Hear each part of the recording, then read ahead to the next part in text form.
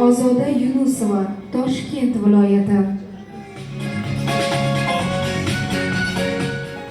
Assalomu alaykum. Alaykum assalom, rahmatulloh.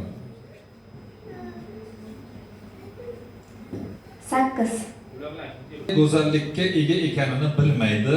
Demak, uni kimdir payqab, maqtov aytishi uchun yaratilgani haqiqat emasmi? Endi bulardan tashqari har birining o'xshashlari suv bag'rida, dengiz va daryolarda yaratib qo'yilganini ko'r. Tangri taolo yerlarning tubidan osmon va falakkacha aql yetmaydigan buyuk qudratini qildi. Tiriklik olamining muhtashamligiga razm sol. Inson ham shunday.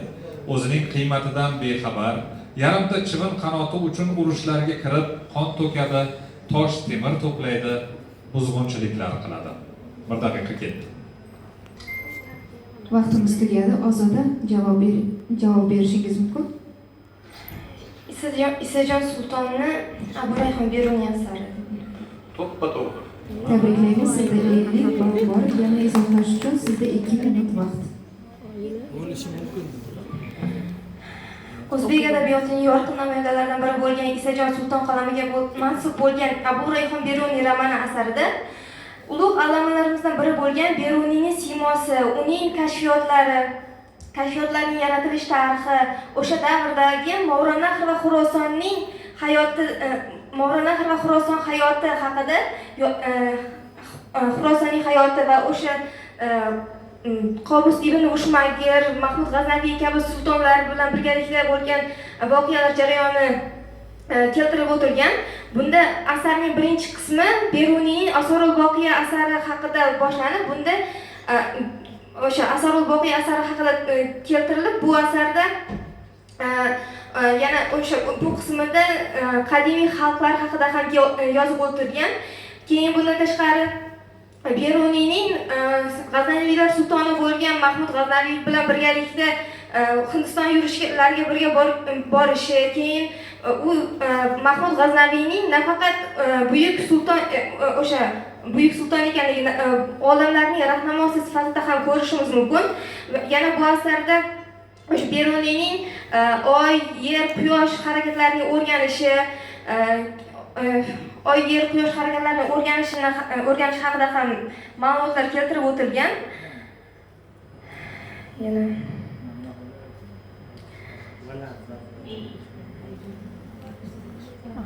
keyin bu asarda yana Beruniyning maymun ham musulmondir deb aytgan so'zlari orqali boshqa insonlar tomonidan shohga boshqacha fikrda yetkazib borganligini ko'rishimiz mumkin bu asar orqali. Boshqacha gap boradi. Hayajonlanib ketdi. Fikrimni jamlayman. Hayajon bo'lishi tabiiy. O'qiganmiz. Ha, o'qiganman. Qanday voqea bilan boshlangan? Roman qanday voqea bilan boshlangan?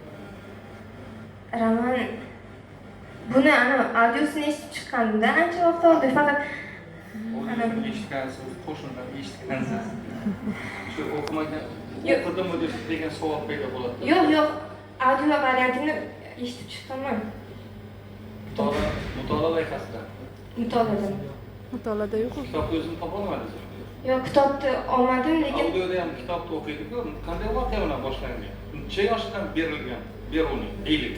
Kichkina yoshdan berilgan. 3 yoshdan, 9 yoshdan, 58 yoshdan boshlab berilgan. Qaysi biri to'g'ri? o'sha o'rta yoshlardan o'rta yosh deylik 18 mi 16 mi 14 16-18 yoshlar atrofida. Yaxshi eshitmabsiz-ku. Topganda xursand bo'lib ketdi. Yo'q, anaqa. Topisham taxminologiyami? Yo'q. Kitobni o'qish kerak edi. Hozir muhokama qilib olaylik, aytamiz. Ana sharhga tayyorlanmoqda-da. Filologlar o'zi bilamiz 26 yosh toifasida. Marhamat, akamlar. Ozodaning to'g'riligi, to'g'ri gap aytganligi bizga ma'qul keldi. Lekin sharhladi. Misol uchun bu asarda eshitgan ham, hatto birovdan eshitgan ham, annotatsiyasini o'qigan ham yoki mundarchasini o'qigan ham sharhlayveradi.